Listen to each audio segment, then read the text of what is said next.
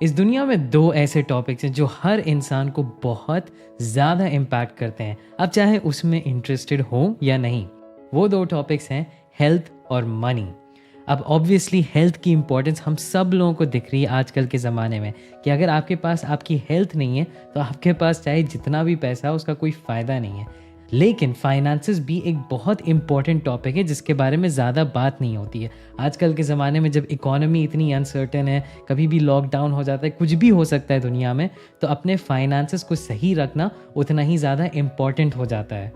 अब फाइनेंसेस के बारे में तो हमें कोई बेसिक एजुकेशन भी नहीं मिलती है। हमें नहीं पता होता कि पैसा काम कैसे करता है, इन्वेस्टिंग कैसे करनी चाहिए या नहीं करनी चाहिए। लोगों को ये भी नहीं पता होता कि पैसे सेव कितने करने चाहिए, कैसे करने चाहिए।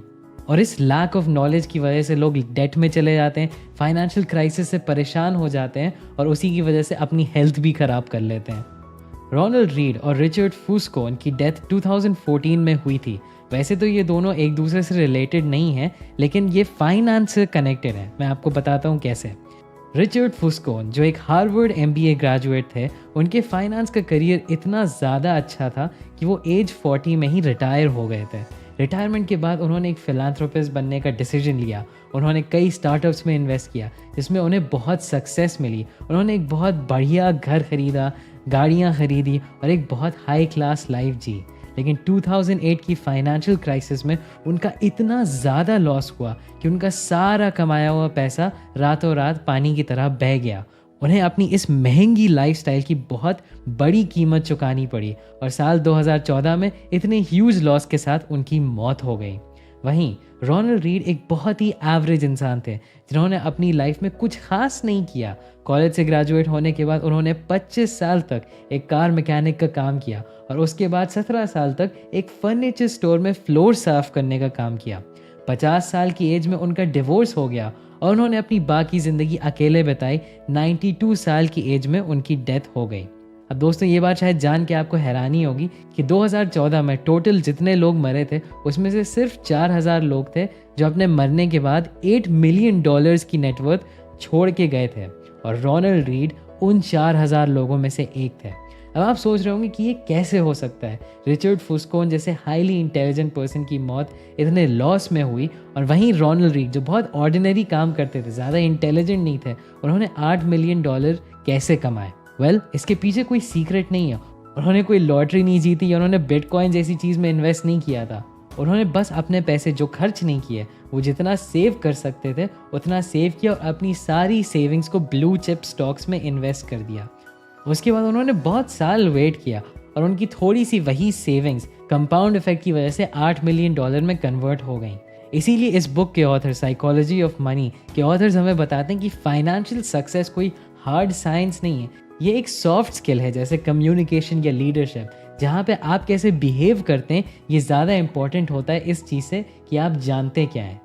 फाइनेंसेस को समझने के लिए आपको अपनी इंटेलिजेंस उतनी नहीं चाहिए होती है जितने आपको अपने इमोशंस चाहिए होते हैं, क्योंकि आपको पैसे के बारे में चाहे जितनी भी नॉलेज हो उससे कहीं ज़्यादा इंपॉर्टेंट होता है कि आप अपने पैसों के साथ बिहेव कैसे करते हैं। और आज की वीडियो में आपको इसी बुक से 3 ऐसे पॉइंट्स बताऊंगा जो आपकी भी साइकोलॉजी ऑफ मनी को चेंज करने में हेल्प करेंगे। तो पहला पॉइंट है फ्रीडम। पैसों के बारे में समझने के लिए हमें सबसे पहले ये पता होना चाहिए कि पैसों की रियल वैल्यू क्या है। यूनिवर्सिटी ऑफ मिशिगन की एक साइकोलॉजिस्ट एंगस कैम्पबेल रिसर्च कर रही थी। वो ये जानना चाहती थी कि लोगों को असल में किस चीज़ से खुशी मिलती है, और इस रिसर्च के लिए उन्होंने कई सारे लोगों से बात करी, उनकी पर्सनल लाइफ, उनकी इनकम, उनकी एजुकेशन के बारे में जाना। इसके बाद उनको सभी लोगों में एक कॉमन बात मिली, जो अपनी लाइफ को खुद कंट्रोल कर रहे थे वो लोग ज़्यादा खुश थे। ऑथर बताते हैं कि पैसों की सबसे बड़ी पावर है कि आप हर सुबह जब आप उठते हैं आप सोच सकते हैं आज मैं जो चाहे कर सकता हूँ। लोग अमीर बनना चाहते हैं क्योंकि उन्हें लगता है कि बहुत सारा पैसा होने की वजह से उनको खुशी मिल जाएगी, पर अगर टेक्निकली देखा जाए तो उनकी खुशी उन पैसों पर नहीं डिपेंड करती है, बल्कि उनकी खुशी उस फ्रीडम से जुड़ी है जो उनको उनके पैसे देते हैं। ऑथर ने अपने कॉलेज में ही डिसाइड कर लिया था कि वो एक इन्वेस्टमेंट बैंकर बनेंगे, जिसका एक ही रीज़न था। उन्हें पता था कि इन्वेस्टमेंट बैंकर बहुत ज़्यादा पैसे कमाते हैं और उन्हें लगा कि अगर वो एक इन्वेस्टमेंट बैंकर बन जाएंगे तो वो बहुत ज़्यादा खुश हो जाएंगे। और उन्होंने बहुत मेहनत करी अपने कॉलेज में एक इन्वेस्टमेंट बैंकर बनने के लिए, 4 मंथ की इंटर्नशिप करी। उन्हें लगा उनके सारे सपने पूरे हो जाएंगे और वो अब हमेशा खुश रहेंगे।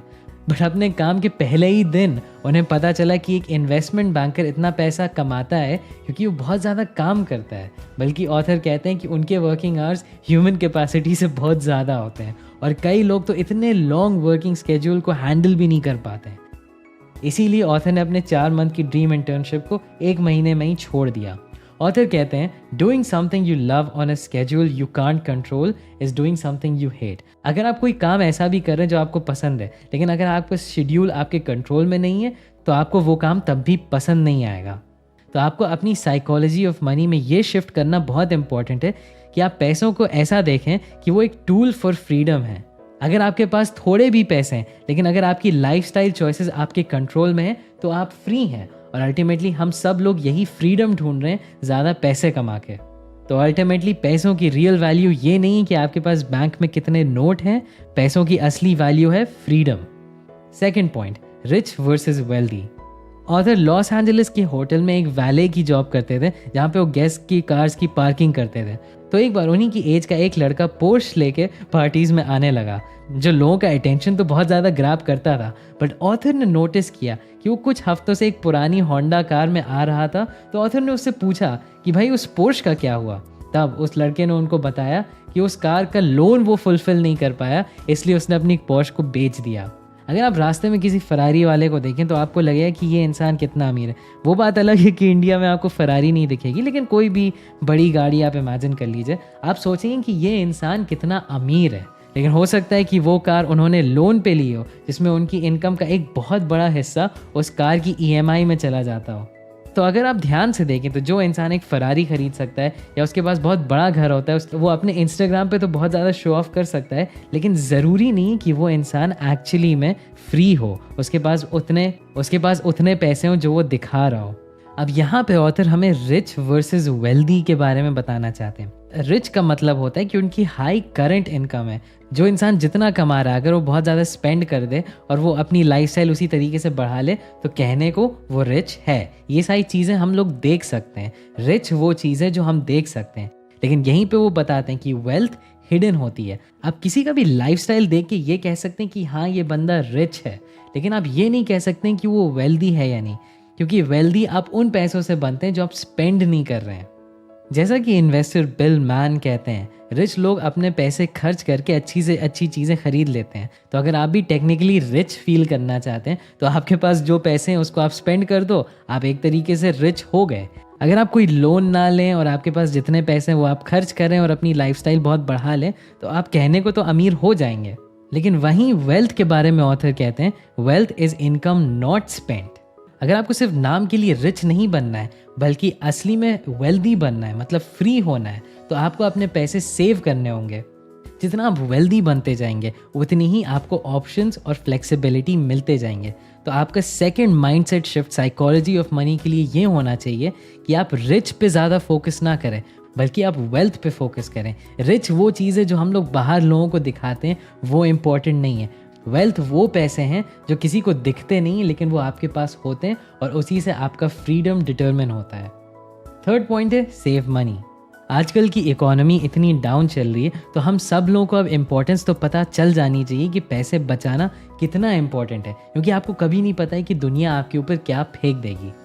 जब भी लोग पैसे कमाने लगते हैं तो ज़्यादातर लोग 3 तरह की कैटेगरी में आ जाते हैं। एक तो होते हैं जो पैसा सेव करते हैं, 2 होते हैं जिनको नहीं लगता है कि वो सेव कर पाएंगे, और 3 है जिनको लगता है कि उन्हें सेव करने की ज़रूरत नहीं है। ऑथर हमें बताते हैं कि वेल्थ को बिल्ड करने में ये ज़्यादा मैटर नहीं करता है कि आपकी इनकम कितनी है या आपके इन्वेस्टमेंट से आपको कितने रिटर्न मिल रहे हैं, बल्कि जो चीज़ सबसे ज़्यादा मैटर करती है वो है कि आप कितना सेव कर रहे हो। 1970s में ऐसा लग रहा था कि दुनिया में जल्द ही सारा ऑयल ख़त्म हो जाएगा, बट लकीली हमें आज भी ऑयल मिल रहा है। और हमें आजकल ऑयल मिल रहा है इसका ये मतलब नहीं कि उस ज़माने में सारे कंट्रीज़ ने हर जगह खोद के ऑयल ढूंढना शुरू कर दिया था, बल्कि इसका ये मतलब है कि हम लोगों ने इवॉल्व किया अपना सिविलाइजेशन। हमने ऐसी कार्स बनाई, ऐसी फैक्ट्रीज़ बनाई जो शुरू से कम फ्यूल यूज़ कर रही हैं, और धीरे धीरे आगे जाते हम लोगों की ऑयल की डिपेंडेंस भी ख़त्म हो जाएगी। वर्ल्ड ने अपनी एनर्जी वेल्थ को बढ़ाया, अपनी एनर्जी इंक्रीज करके नहीं, बल्कि अपने एनर्जी की यूजेज को डिक्रीज करके। सेम कॉन्सेप्ट मनी पर भी अप्लाई होता है। अगर आप अपनी वेल्थ बिल्ड करना चाहते हैं तो ज़रूरी नहीं कि आप बहुत ज़्यादा अपनी इनकम बढ़ाएं, ये ज़रूरी कि आप कितना बचा रहे हैं वो आप बढ़ाएं। अब इन्वेस्टमेंट वगैरह ज़रूरी होता है एक वेल राउंडेड फाइनेंशियल स्ट्रैटेजी के लिए, लेकिन साइकोलॉजी ऑफ मनी के पॉइंट ऑफ व्यू से ये समझना बहुत ज़रूरी है कि आपके लिए सेव करना आपका स्टेप नंबर 1 है, अपने आप के लिए असली लॉन्ग टर्म वेल्थ बिल्ड करना। अगर आप वेल्थ नहीं बिल्ड कर पाएंगे तो मान लीजिए आप $1 मिलियन भी हर साल कमा रहे हैं और आप $1 मिलियन खर्च कर रहे हैं। अगर कोई इमरजेंसी है, अगर आपकी जॉब चली गई, अगर आपकी कोई मेडिकल इमरजेंसी आ गई, तो आपकी वो इनकम बंद हो जाएगी और आप फिर पुअर हो जाएंगे। तो इसीलिए वेल्थ पे आपको फोकस करना चाहिए, सिर्फ अमीर दिखने के लिए नहीं। अगर आप चाहते हैं कि मैं फाइनेंशियल मैटर्स पे और वीडियोस बनाऊं तो ज़रूर मुझे नीचे कमेंट्स में बताइएगा। अभी के लिए बस इतना ही, एंड थैंक्स फॉर वॉचिंग।